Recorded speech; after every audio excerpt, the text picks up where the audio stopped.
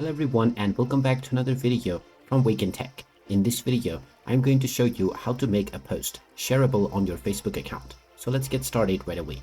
First of all, open up the Facebook application on your device. And once you open it up, proceed forward with your email address and your password if you haven't logged in already.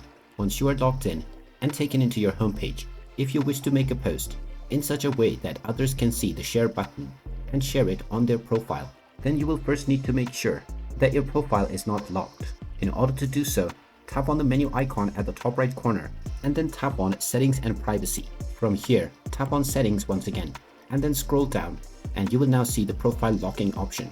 Go ahead and click on this, and if your profile is locked, you will need to tap on the unlock button in order to unlock your profile. After unlocking your profile, you will now be able to make posts with public visibility.